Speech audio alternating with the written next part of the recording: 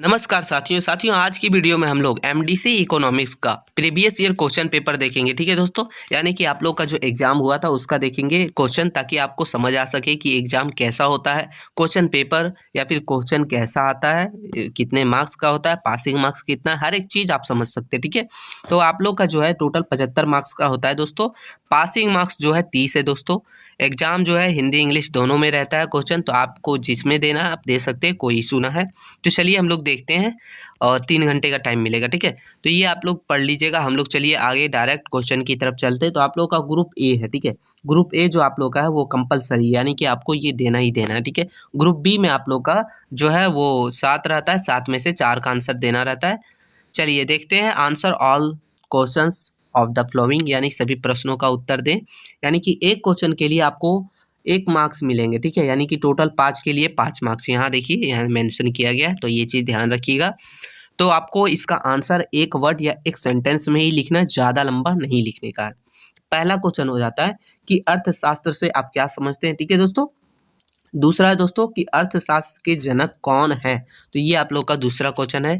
Question तीसरा है दोस्तों कि उत्पाद फलन को परिभाषित करे।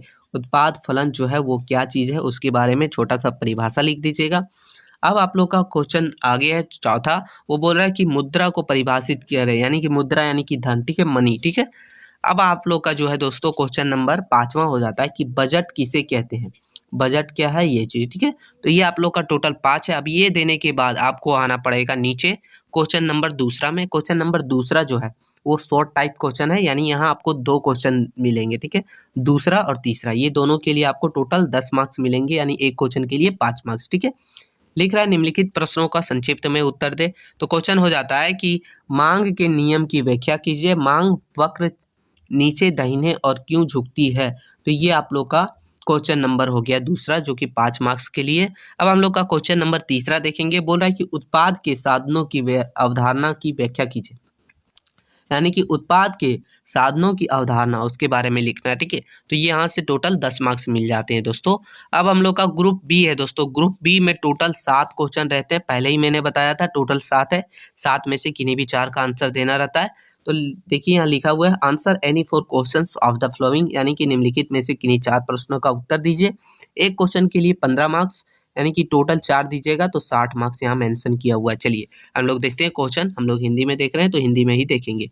तो क्वेश्चन हम लोग का हो जाता है कि मांग की लोच से आप क्या समझते हैं।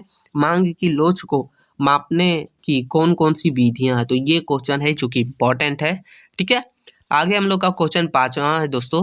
बोल रहा है कि कुल उत्पाद, औसत उत्पाद एवं सीमांत उत्पाद की अवधारणा को उपयुक्त रेखा चित्र के माध्यम से व्याख्या कीजिए, यानी कि डायग्राम के द्वारा आपको बताना है। ठीक है, तो ये क्वेश्चन नंबर आप लोग का 5वां था। क्वेश्चन छठा की ओर देखेंगे तो बोल रहा है कि बाजार की अवधारणा को स्पष्ट कीजिए।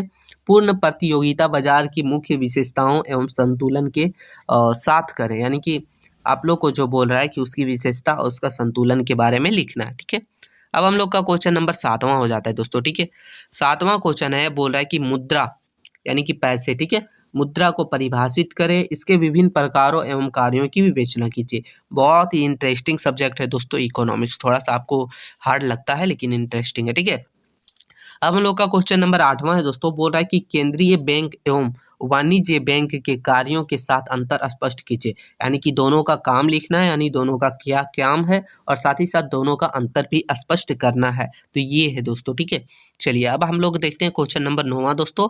बोल रहा है कि लोक वित्त से आप क्या समझते हैं, इसके विभिन्न घटकों की विवेचना कीजिए। तो ये क्वेश्चन नंबर 9वां हो जाता है। और लास्ट हम लोग का जो क्वेश्चन है दोस्तों, क्वेश्चन नंबर 10वां, ये बहुत बार पूछा गया है, इसलिए आप इसे जो है ज़्यादा से ज़्यादा ध्यान दीजिएगा। बोला कि भारतीय अर्थव्यवस्था की विभिन्न बुनियादी विशेषताओं की चर्चा कीजिए। तो ये टोटल 7 क्वेश्चन है, आपका 4 का आंसर देना है। ये था दोस्तों आप लोग का एमडीसी का क्वेश्चन पेपर। ठीक है, जिसके द्वारा आपको एग्जाम पैटर्न वगैरह सब चीज़ क्वेश्चन वगैरह समझ आ गया होगा। तो इसका पीडीएफ आपको हमारे टेलीग्राम चैनल पर मिल जाएगा, वहां से जाके डाउनलोड कर लीजिए और आपको आपके एग्जाम के लिए बेस्ट ऑफ लक। मिलते हैं नई वीडियो में, तब तक के लिए जय हिंद साथी।